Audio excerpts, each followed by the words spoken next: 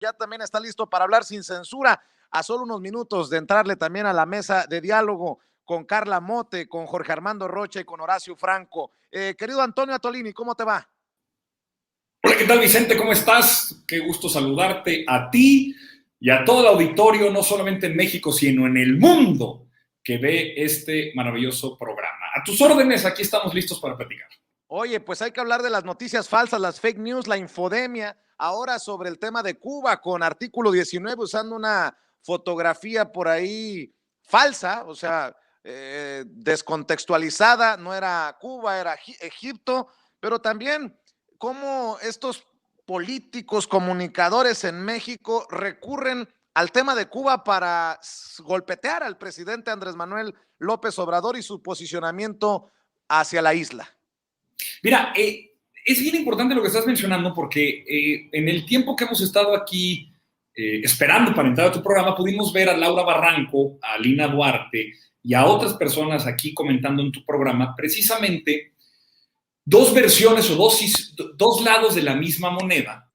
En el caso particular de Laura Barranco sobre la comparecencia que tuvo hoy con Carlos Loret de Mola sobre el caso de Israel Vallarta y con, recuerdo, Ornalis, la compañera de Venezuela que estuvo en este momento platicando contigo.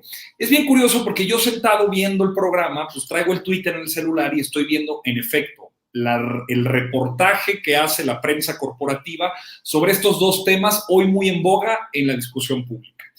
Y es increíble, de verdad, cómo hace tanta falta, y por eso es tan valioso este espacio, para poder ponderar, para poder contextualizar, para poder dar cuenta de la versión de las cosas que los actores involucrados tienen para poder generar un mejor y más sólido punto de vista de las cosas. El caso de Laura Barranco, cómo Loret de Mola presenta su versión de soy un tipo completamente exonerado porque las personas que fueron a hacer el careo no pudieron confrontar al juez la versión que habían dicho durante tanto tiempo de que yo estaba enterado del montaje, cuando en realidad, bueno, Laura Barranco acaba de decirlo de viva voz, al igual que el compañero Magaña, Juan Carlos Magaña, que se refiere a otra cosa, y esa otra cosa no desmiente la posición original de que Carlos Loret de Mola podía haber estado claramente enterado del montaje, solamente que requiere del matiz de escuchar la voz de una de las personas involucradas y compararlo, siempre compararlo con la posición de otro actor involucrado, en este caso, Loret. Lo de Cuba, Dios santo, bien, nunca pensé que llegaría a este caso, y esto permíteme hacer un chiste local, pero citar a Andrés Páez, un amigo nuestro, un tipo fantástico, pero que acaba de tuitear una reflexión que me parece más poderosa que todos los caudales de ríos de tinta que se han publicado alrededor del tema de Cuba. Y Andrés Páez dice que hablar de la situación de Cuba sin mencionar el bloqueo es como pensar en chilaquiles y no mencionar la salsa. Bueno, no había yo visto reflexión más atinada que lo que que lo que leí del compañero Andrés Páez. En efecto, una pequeña isla que puede producir quizá azúcar, caña y algo de energía, por supuesto, aprovechada de manera rapaz por las transnacionales e internacionales, particularmente las españolas, Repsol en una de ellas, ha hecho milagros, verdaderos milagros. No hay analfabetismo, todo el mundo tiene acceso a servicios de salud y de educación, son bollantes en el deporte y además recientemente sorprenden al mundo con su vacuna Abdala, que es 92% de efectiva para poder confrontar y atacar el virus del SARS-CoV-2 provocante de la enfermedad COVID-19. Eso es una isla que pese al terrible bloqueo comercial que tiene más de 5 décadas, casi 6 décadas, impuesto por parte de los Estados Unidos y que recientemente, como todas las veces que se presenta en la Asamblea General de Naciones Unidas, fue rechazado su levantamiento por dos naciones, Estados Unidos e Israel, pese a tener un consenso internacional de casi 190 naciones que piden que se levante el bloqueo. Dicho también sea de paso, hoy mismo el presidente López Obrador menciona que para poder ayudar a Cuba, lejos de la hipocresía liberal buena ondita de los influencers, cantantes y quedabienes de las redes, Se tiene que hablar no de ayuda humanitaria, de haber alguien que saque de su bolsa y ponga 5 o 10 dólares en una cuenta, ni tampoco en el hashtag de SOS Cuba, apoyemos y veamos cuánto nos duele una situación que en realidad parte del hecho de que Cuba está bloqueada económicamente para el libre intercambio de bienes y servicios de manera ilegal, pero coercitiva por parte de Estados Unidos. Y vemos, como lo vemos recurrentemente, cuando suceden estos casos, siempre el corte ideológico. Todo mundo pone el grito en el cielo en Venezuela y todo mundo pone el grito en el cielo en Cuba, no sin reconocer que tienen razón.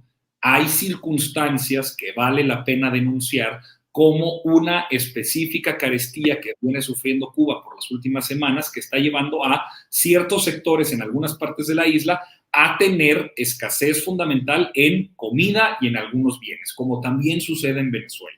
Solamente que en términos de análisis, estando en un medio de comunicación y separándome un poco de la situación particular de violaciones a derechos humanos en ese sentido, me remito ahora a otra violación de derecho humano, que es el derecho a la información, el acceso a la verdad.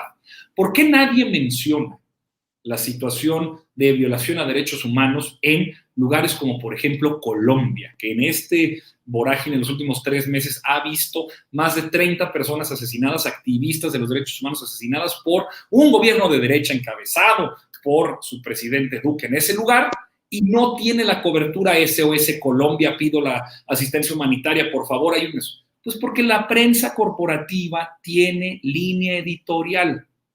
Para ello un botón, que es de veras de risa loca.